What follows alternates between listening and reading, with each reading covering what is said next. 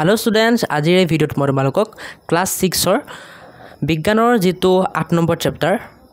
নাম হ'ল অৰ্গানিজম and it's ক্যাৰেক্টাৰিষ্টিক্স আৰু যদি অসমীয়াত কওঁ মই নামটো হ'ল জীৱ আৰু ইয়াৰ বৈশিষ্ট্যসমূহ এই চেপ্টাৰটোৰ সকলো প্ৰশ্ন উত্তৰ অসমীয়া আৰু ইংলিছ দুইটা মাধ্যমতে একেবাৰে সৰু সৰুকৈ আৰু সহজ সৰল ভাষাত মই তোমালোকক দিম হেহে ভিডিঅ'টো শেষলৈকে চাই থাকিবা তোমালোক যদি এই চেপ্টাৰটোৰ পৰা এমচিকিউ বা আন কোনো ধৰণৰ ভিডিঅ' যেনেকৈ বুজাই দিব লাগে ঠিক আছে বা মাজৰ প্ৰশ্ন দিব লাগে সেই তেনেকুৱা ভিডিঅ' লাগে কমেন্ট কৰা যদি বেছি কমেন্ট আহে মই নিশ্চয় বনাবলৈ চেষ্টা কৰিম আজিৰ এই ভিডিঅ'ত মই তোমালোকক অকল এই চেপ্টাৰটোৰ যে অনুশীলনীৰ প্ৰশ্ন উত্তৰ এক্সাৰসাইজৰ প্ৰশ্ন উত্তৰ হেবোৰ দিম ঠিক আছে সেই ভিডিঅ'টো শেষলৈকে চাবা তোমালোকে ভিডিঅ'টো স্কিপ নকৰিবা কাৰণ মই ভিডিঅ'টো কৈ দিম তোমালোকক কি কি প্ৰশ্ন তোমালোকৰ পৰীক্ষাত আহিব কি কি ইম্পৰ্টেন্ট আৰু কি কি নহয় ঠিক আছে সো স্কিপ নকৰাকৈ শেষলৈকে চাবা ভিডিঅ'টো এতিয়া এমচিকিউ খিনি চোৱা তোমালোকে ফাৰ্ষ্টে মই কৈ দিছো তলত দিয়া কোনবিধৰ বৃদ্ধি নহয় এক নম্বৰ প্ৰশ্ন এটো হয় আনসাৰ হ'ব সাইকেল ঠিক আছে 2 নম্বৰ বীজৰ অংকুৰণত তলত দিয়া কোনবিধৰ প্ৰয়োজন উত্তৰ হ'ব সাৰ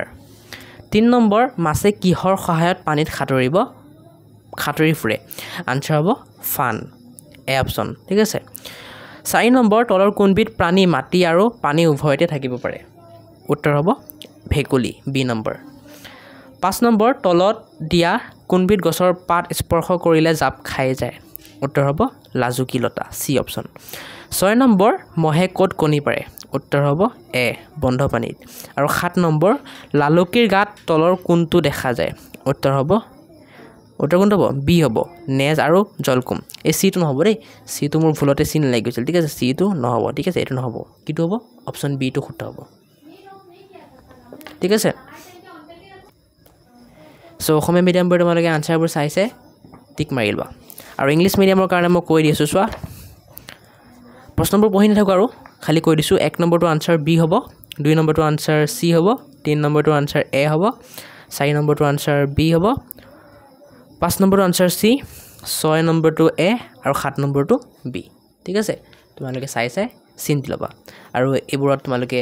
গোল চিন মাৰিবলৈ নাপাহৰিবা ঠিক আছে মানে বুলাই দিবা অসমীয়া আৰু ইংলিছ দুটা মিডিয়ামৰ লছলৈকে কৈছো এতিয়া আমি 8 নম্বৰ মিলমিলিখিনি চাও এ স্তম্ভৰ লগত 20 স্তম্ভ মিলোৱা চোৱা ফুল ফুলাটো কাৰ লগত মিলিব ফুল ফুলাটো তোমাৰ মিলিব উদ্ভিদৰ চলনৰ লগত মিলিব ঠিক আছে ৰেচনটো মিলিব গাৰ পৰা ওলোৱা পানী আৰু বৰ্জনীয় দ্ৰব্য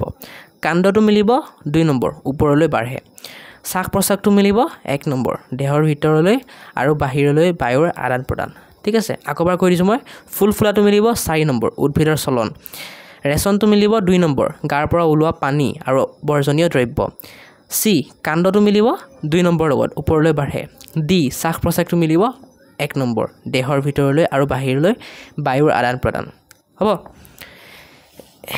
এতিয়া তোমালোকৰ চোৱা যিবোৰ অনুশীলন এমচিকিউ আছিল সেই এমচিকিউ গুটিকেটা পৰীক্ষাত আহিব ঠিক আছে ইম্পৰ্টেন্ট হয় আৰু 8 নম্বৰো ইম্পৰ্টেন্ট হয় পৰীক্ষাত আহিব এতিয়া নেক্সট তোমালোকৰ এইখিনি চোৱা অসমীয়া মিডিয়ামৰ কাৰণে মই মিলাই দিলো এতিয়া ইংলিছ মিডিয়ামৰ বাবে মিলাই দিছো চোৱা matches the column A with column B A number opening of flower এটো মিলিব তোমালোকৰ movement in plant B number excretion এটো মিলিব তোমালোকৰ removal of water and waste from the body shoot C number শুটটো মিলিব তোমালোকৰ গ্ৰোজ আপৱাৰ্ড ডি নম্বৰ ব্ৰিডিংটো মিলিব তোমালোকৰ taking in and out of air ঠিক আছে এতিয়া নেক্সট তোমালোকৰ আমি 9 নম্বৰখিনি চাম 9 নম্বৰখিনি খালি ঠাই পূৰ কৰা ঠিক আছে এতিয়া এই 9 নম্বৰখিনি খালি ঠাই পূৰ কৰাখিনি মই দি আছো এবোৰ নাচাবা এটো মানে মই যোনজন ষ্টুডেন্টৰ কিতাপ লৈছো তাৰ কিতাপ হয় ন সেই কাৰণে তাই লিখি দিছে ঠিক আছে সো এবোৰ নাচাবা এবোৰ ভুল হৈ আছে সগে মই তোমালোকক শুদ্ধকৈ দি আছো ৰবা তোমালোকে এটা কাম কৰা এইখিনতে আছে ৰবা এইকিটা 9 নম্বৰখিনি চোৱা 9 নম্বৰ তোমালোকৰ এ 9 নম্বৰ এ তো তোমালোকৰ কি হ'ব ভ্ৰণৰ ঠিক আছে 9 নম্বৰ এ খালি ঠাইটো তোমালোকে ভ্ৰণৰ লিখিবা বীজৰ ভিতৰত থকা সৰু ভ্ৰণৰ পৰাই এডোখৰ পূৰ্ণাংগ গছ হয় খালি ঠাইত ভ্ৰণৰটো লিখিবা মই যে ডাট কালাৰ কৰি দিছোঁ সেইটো ইংলিছ মিডিয়ামবোৰে এম্ব্ৰিঅ' লিখিবা খালি ঠাইত কি লিখিবা embryo' the tiny structure inside a seed that develops into a plant is embryo' B number তোমালোকৰ কৈছে সকলো জীৱই উদ্দীপকৰ প্ৰতি সঁহাৰি জনায় খালি ঠাইত বহাবা উদ্দীপকৰ আৰু ইংলিছ মিডিয়ামে বি নম্বৰটো লিখিবা all living being respond to stimuli খালি ঠাইত বহাবা ষ্টিমুলাই তেনেকৈ চি নম্বৰটোৰ কাৰণে তোমালোকে খালি ঠাইত পিউপাটো বহাবা ঠিক আছে পিউপা পূৰ্ণাংগ মহলৈ পৰিৱৰ্তন হয় আৰু ইংলিছ মিডিয়ামে পিউপা এনেকৈ লিখিবা the pupa transform into an adult mosquito pupa লিখিবা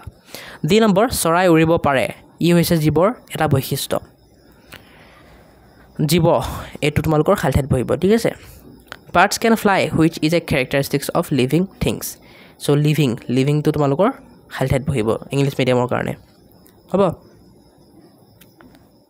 ই নম্বৰ সময়ৰ লগে লগে জীৱৰ বৃদ্ধি হয় খালি ঠাইত বহিব বৃদ্ধি লিভিং থিংছ গ্ৰ' অভাৰ টাইম খালি ঠাইত বহিব গ্ৰ' এফ নম্বৰ মহে মেলেৰিয়া আৰু ডেংগু বেমাৰৰ বীজাণু কঢ়িয়ায় মেলেৰিয়া আৰু ডেংগু এইটো খালি ঠাইত বহিব এটা ইংলিছতো মেলেৰিয়া আৰু ডেংগু খালি ঠাইত বহিব ঠিক আছে জি নম্বৰ ভেকুলী এবিধ উভচৰ প্ৰাণী উভচৰ এইটো খালি ঠাইত বহিব আৰু ইংলিছত যদি কওঁ frogs are a type of amphibian animal এম্ফিবিয়ানটো খালি ঠাইত বহিব এতিয়া 10 নম্বৰখিনি চোৱা 10 নম্বৰ তোমালোকক কৈছে এ বি চি ডি এই চাৰিটাতে ভেকুলীৰ জীৱন চক্ৰটো দিয়া আছে ঠিক আছে বেলেগ বেলেগ ধৰণে দিয়া আছে তোমালোকক ক'ব দিছে কোনটো শুদ্ধ ঠিক আছে এতিয়া চো তোমালোকে উত্তৰ লিখিবা এ নম্বৰটো শুদ্ধ ভেকুলীৰ ফাৰ্ষ্টে কণী পা লালুকি হয় লালুকি বা পোৱালি ভেকুলী হয় পোৱালি ভেকুলী পা ভেকুলী হয় গতিকে এ নম্বৰটো শুদ্ধ তেনেকৈ ইংলিছ মিডিয়ামবোৰেও 10 নম্বৰৰ আনচাৰ এ লিখি দিবা এক পিছত টেডপল পিছত ফ্ৰগলেট পিছত ফ্ৰগ ঠিক আছে ভেকুলীৰ লাইফ চাইকেলটো ফ্ৰগৰ লাইফ চাইকেলটো এতিয়া 11 নম্বৰ পূৰ্ণাংগ ভেকুলীয়ে কিহৰ সহায়ত উশাহ লয় হাওঁফাওঁ নে জলক্ৰম উত্তৰ লিখিবা পূৰ্ণাংগ ভেকুলীয়ে হাওঁফাওঁৰ সহায়ত উশাহ নিশাহ লয় চোৱা এতিয়া এই প্ৰশ্নটোৰ উত্তৰ তোমালোকৰ অকল হাওঁফাওঁৰ এইটো মুখস্থ কৰিলে হৈ যাব বাকীবোৰ প্ৰশ্নতে আছে চোৱা প্ৰশ্নবাই বনাই লিখিব পাৰিবা মেইন উত্তৰটো হাওঁফাওঁৰ যোনটো মই ডাট কৰি দিছোঁ ইংলিছ মিডিয়ামবোৰৰ কাৰণেও সেম মেইন উত্তৰটো লাংছ ঠিক আছে প্ৰশ্নটো কি কৈছে আমাক what does an adult frog use to breathe lungs or gills answer হ'ব an adult frog uses lungs to breathe ঠিক আছে মেইন উত্তৰটো লাংছ এতিয়া ষ্টুডেণ্টছ ভিডিঅ'টোৰ মাজতে কৈ দিছোঁ মই তোমালোকৰ ক্লাছ 6ৰ ছায়েন্স মানে বিজ্ঞান কিতাপখনৰ গোটেইকেইটা চেপ্টাৰৰ ভিডিঅ' বনাম বুলি ভাবিছোঁ তাৰে অলৰেডি মই পাৰ্ট 1ৰ মানে যিটো তোমালোকৰ দুখন কিতাপ আছে ন তাৰে যিটো প্ৰথম ভাগ সেইখনৰ মই ভিডিঅ' গোটেইখিনি বনাই থৈছোঁ আৰু এই ছেকেণ্ড পাৰ্টটো মই আজি এটা বনালোঁ আৰু বাকীবোৰ বনাম চ' গোটেই সেই ভিডিঅ'বোৰৰ যদি তোমালোকৰ লিংক লাগে তেন্তে মই সেই প্লে'লিষ্টটোৰ লিংক তোমালোকৰ ডেছক্ৰিপশ্যনত দি থ'ম এই ভিডিঅ'টো তোমালোকে তাৰপৰা গৈ পেলাই চাব পাৰিবা এতিয়া বহুতে ডেছক্ৰিপশ্যন খুলিব নাজানা মই শিকাই দিছোঁ চোৱা তোমালোকে ভিডিঅ'টো এনেকৈ সৰু কৰি লোৱা সৰু কৰাৰ পিছত এই ভিডিঅ'টোৰ মোৰ মোৰ অপশ্যনটোত ক্লিক কৰিলে এনেকুৱা এটা পেজ খুলি যাব ইয়াত আকৌ এই মোৰ অপশ্যনটো ক্লিক কৰিবা আকৌ এনেকুৱা পেজ খুলি যাব এই পেজটো হ'ল তোমালোকৰ ভিডিঅ'টোৰ ডেছক্ৰিপশ্যন ইয়াত তোমালোকে ডাউনলোড PDF এটা অপশ্যন পাবা তাত ক্লিক কৰিলে তোমালোকে ক্লাছ 6 বিজ্ঞানৰ অনুশীলনীৰ যিমান প্ৰশ্ন উত্তৰ আছে সকলোৰে PDF নোটছ পাই যাবা ঠিক আছে গোটেই চেপ্টাৰবোৰৰ অনুশীলনীৰ প্ৰশ্ন উত্তৰৰ PDF নোটছ পাবা ইংলিছ আৰু অসমীয়া দুইটা মাধ্যমতে পাবা নেক্সট তোমালোকৰ প্লে'লিষ্ট লিংক থাকিব ক্লাছ 6 ছায়েন্স বা বিজ্ঞান সেইটোত ক্লিক কৰিলে তোমালোকে ক্লাছ 6ৰ বিজ্ঞানৰ সকলোবোৰ চেপ্টাৰৰ ভিডিঅ' পাই যাবা পিছত তোমালোকৰ মই যদি MCQ বা কিবা বুজাই থোৱা ভিডিঅ' দিওঁ তাত ইয়াত লিংক দি দিম সেইটোৰ ঠিক আছে আৰু মোৰ হোৱাটছআপ চেনেল ইনষ্টাগ্ৰাম ফেচবুক এইবোৰ সকলোৰে লিংক থাকিব গৈ পেলাই ফ'ল' কৰি দিবা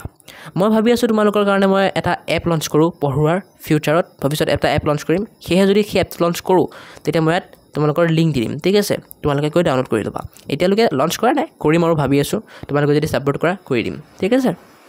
আৰু বাকী PDFটো এতিয়ালৈকে বনাই হোৱা নাই যেতিয়া গোটেই চেপ্টাৰৰ ভিডিঅ'বোৰ বনাই হৈ যাব মোৰ ক্লাছ 6ৰ তেতিয়া মই PDFটো নিশ্চয় দি দিম তোমালোকে কিবা এটা পে' কৰি ডাউনলোড কৰি ল'ব পাৰিবা এতিয়া বহুত প্ৰমোশ্যন হৈ গ'ল আহা আমি প্ৰশ্ন উত্তৰলৈ ঘূৰি আহিছোঁ 12 নম্বৰ জীৱসমূহৰ মূল 3টা বৈশিষ্ট্য কি কি উত্তৰ লিখিবা সকলো জীৱৰ মূল 3টা বৈশিষ্ট্য হ'ল চলন বৃদ্ধি আৰু শ্বাস প্ৰশ্বাস ঠিক আছে এতিয়া মেইন উত্তৰ চলন বৃদ্ধি আৰু শ্বাস প্ৰশ্বাস বাকিবোৰ প্ৰশ্ন পাই বনাই লিখিব পাৰিবা ইংলিছত যদি কওঁ what are the 3 basic characteristics of all living organisms answer হ'ব the 3 basic characteristics of all living organisms are movement growth and breeding main answer movement growth and breeding বাকিবোৰ প্ৰশ্ন পাই কোৱেশ্চন পাই বনাই লিখিব পাৰিবা 13 নম্বৰ বা 13 নম্বৰ বহু প্ৰাণীৰ দৰে গাড়ী এখনো চলনক্ষম হোৱাৰ সত্ত্বেও ইয়াক জড় বুলি গণ্য কৰা হয় কিয় খুৰিছে তোমালোকক হয় তোমালোকে উত্তৰ দিবা বহু প্ৰাণীৰ দৰে গাড়ী এখনো চলনক্ষম হোৱাৰ সত্ত্বেও ইয়াক জড় বুলি গণ্য কৰা হয় কাৰণ এক নম্বৰ গাড়ীবোৰ বাঢ়ি নাযায় মানে গাড়ীবোৰ ডাঙৰ দীঘল নহয় হয় দুই নম্বৰ গাড়ীয়ে বংশ বৃদ্ধি নকৰে মানে গাড়ীয়ে পোৱালি দিয়ে নেকি নিদিয়ে সেইটো কথা কৈছে সো এইটো প্ৰশ্নৰ উত্তৰ এইটো হ'ব তোমালোকে অকল এই তাৎকালাখিনি মুখস্থ কৰিলে হ'ল বাকিবোৰ প্ৰশ্নতে আছে চোৱা সেম খালি বনাই লিখি দিলে হ'ল তোমালোকে গতিকে যোনে ভাবি আছে এইটো উত্তৰটো ইমান ডাঙৰ উত্তৰটো আচলতে ডাঙৰ নহয় মেইন তোমালোকৰ উত্তৰ এইখিনিহে এই তাৎকালাখিনিহে বাকিবোৰ চোৱা প্ৰশ্নতে আছে দেখিছা সো এইখিনি তোমালোকে প্ৰশ্ন পাই বনাই লিখি দিব পাৰিবা বা যদি কাৰোবাৰ এইখিনি লিখিব মন নাই প্ৰশ্নখিনি ডাইৰেক্ট এইখিনি লিখিলে হৈ যাব 13 নম্বৰ ইংলিছত কৈছে আমাক like animals a car can also' move but it is not considered as a living organism give 2 reasons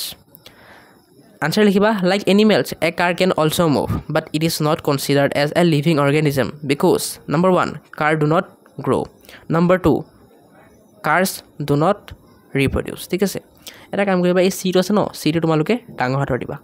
ৰ'বা মই ঠিক কৰি দিছোঁ ওকে মই ঠিক কৰি দিলোঁ চোৱা তোমালোকে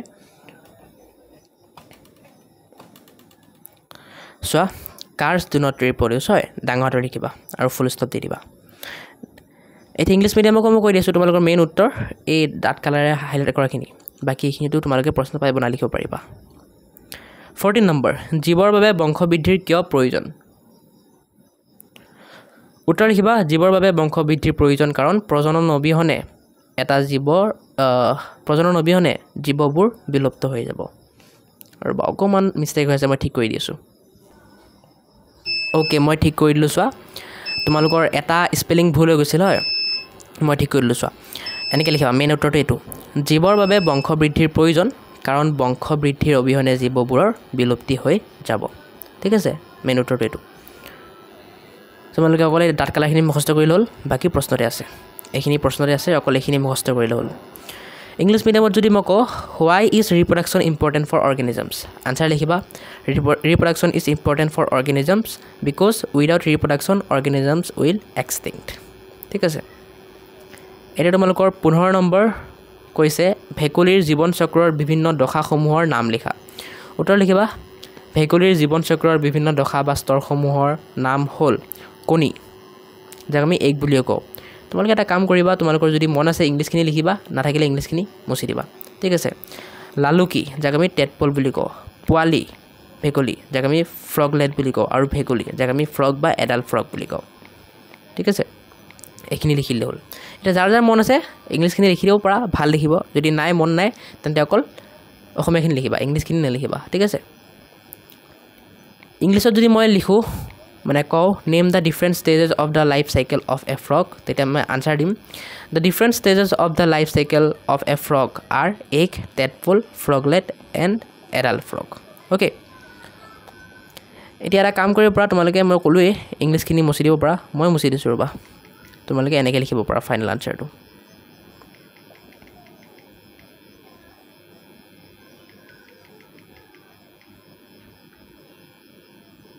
তোমালোকে আনচাৰটো এনেকৈ লিখিব পাৰা তোমালোকে মেইন আনচাৰটো এনেকৈ লিখি ল'ব চোৱা কিমান সৰু হয় খালি তোমালোকে ডাঠ কালাৰখিনি মুখস্থ কৰিব লাগে বাকীবোৰ প্ৰশ্ন পাই বনাই লিখিব পাৰিবা এতিয়া 16 নম্বৰ আৰু লাষ্ট প্ৰশ্ন যেটো কৈছে তোমালোকৰ মহৰ জীৱন চক্ৰৰ ছবি আঁকা তোমালোকে উত্তৰত এইটো লিখি দিবা ওকে এই ছবিটো লিখি দিবা ইংলিছ মিডিয়ামবোৰৰ কাৰণে draw the diagram of the life cycle of mosquito আনচাৰত এইটো ছবি লিখি দিবা ওকে কিতাপৰো আছে এইটো ছবি কিতাপত বিচাৰিলে পাই যাবা তোমালোকে যদি বিচাৰি নপৰা এপাই লিখি দিবা ডাইৰেক্ট এতিয়া মই কৈ দিওঁ তোমালোকৰ ইম্পৰ্টেণ্ট কোনবোৰ ফাৰ্ষ্টতে মই ক'লোৱে MCQ গোটেই important 8 number important 9 number important 10 number important 11 12 13 14 15 16 important